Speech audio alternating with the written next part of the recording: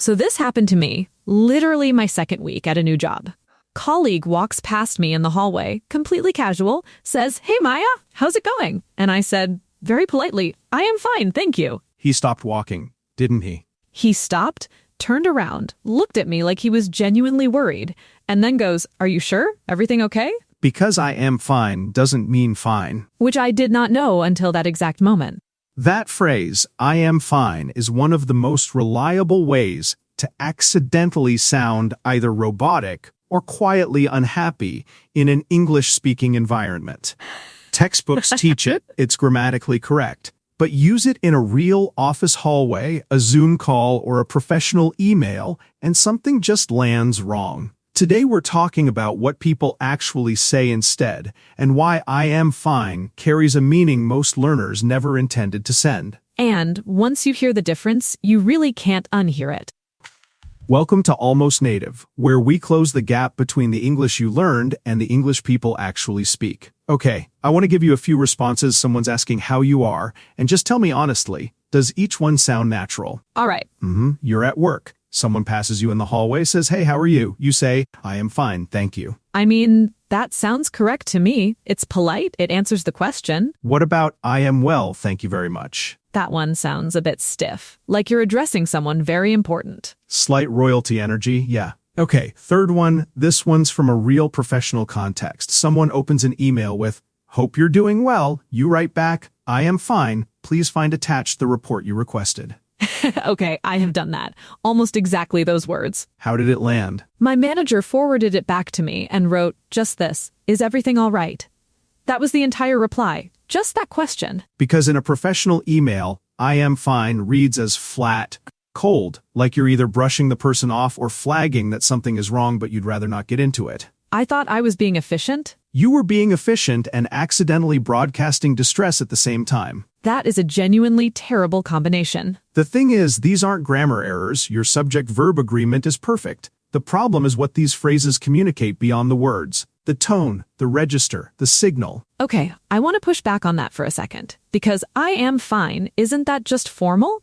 You'd use "I am" in writing and "I'm" in casual speech. What's actually wrong with being formal? That's exactly the right instinct. And that's exactly why this confuses people. But here's the issue. Formal doesn't mean appropriate. You wouldn't respond to "Hey, how's it going?" in a hallway with a full formal register. It's like showing up to a backyard barbecue in a suit. Technically fine, socially very strange. Okay, that's a good image. And then on top of the formality problem, there's a separate issue with the word fine specifically, which is the real problem. Okay, so why does fine specifically read as "something's wrong"? That's what I actually don't understand. That's exactly where we need to go. Here's what's actually going on. Two separate problems, and together, they compound each other. Problem 1, the word fine. Think about every scene in a TV show or a film where someone says, "I'm fine." When does that line appear? When they're clearly not fine. Right. That association is now genuinely baked into the language. Fine as a response to "how are you" has become the default word for "I am coping, but I don't want to discuss it." It signals a closed door.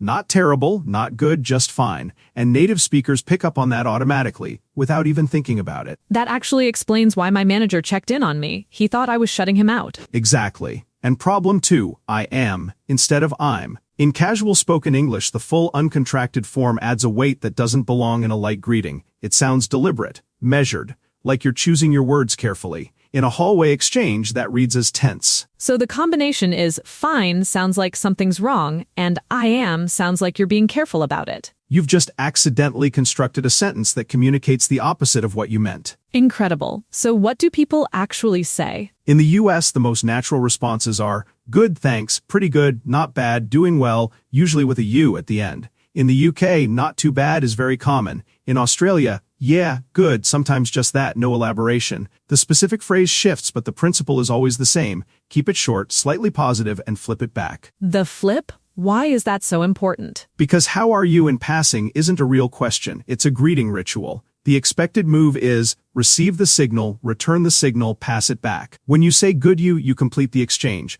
When you say "I am fine, thank you," and stop walking, you've turned a ritual into a moment, and the other person has no idea how to respond. Which is exactly what happened in my hallway. Precisely. What about I'm doing good? Is that wrong? Because I've been saying that a lot lately and now I'm second-guessing myself. Technically, the grammar rule says, well, it's an adverb modifying doing. But I'm doing good is so common in spoken American English that it no longer registers as wrong to most people. Formal context, a written answer. Go with well. Casual conversation, good is completely natural. No one's flinching at that. So I'm doing good is fine? Better than I am fine, yes. All right, 3 situations, quick. Go. You're in the office kitchen getting coffee. A colleague you know casually walks in, says, hey, how's your week going? Pretty good, actually. Bit hectic, but I'm managing. You? Good. The actually makes it sound like you're thinking as you talk, not reciting a phrase. You at the end keeps it open. That's exactly how it lands in real conversation. Second one, you're joining a Zoom call. Before the meeting starts, someone says to the whole group, hope everyone's doing well. You put something brief in the chat. Maybe,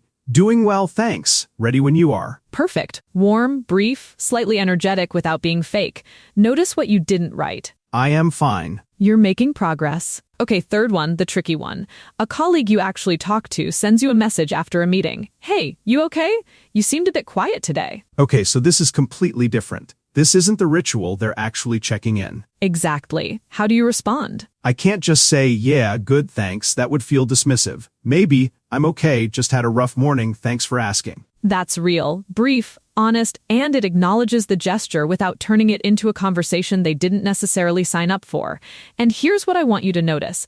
I am fine fails in both situations.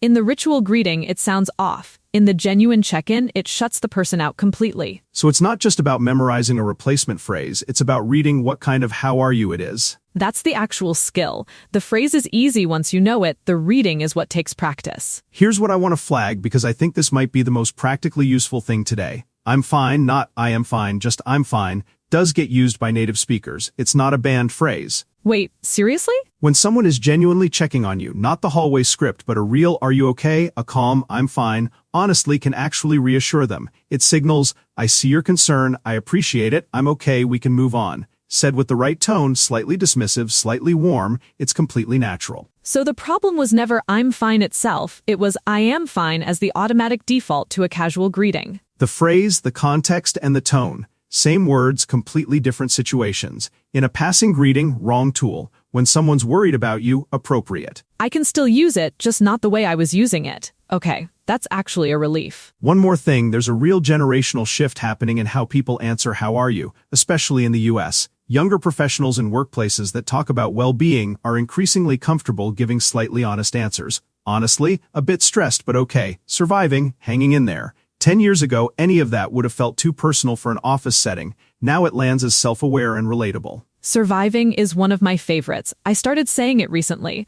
Although I said I cannot complain to a coworker last week and she gave me a slightly strange look. Ha! That's because it's I can't complain. The contraction matters there too. I cannot complain sounds like you're filing a formal statement of no grievances. And yet I wonder why people look at me funny.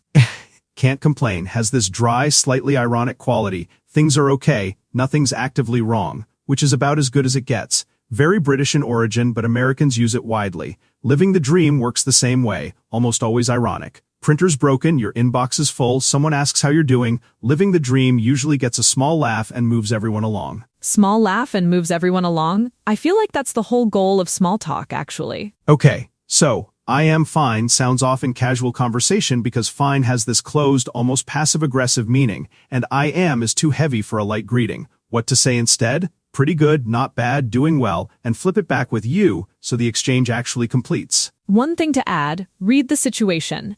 How are you in passing is a greeting ritual, keep it short and positive.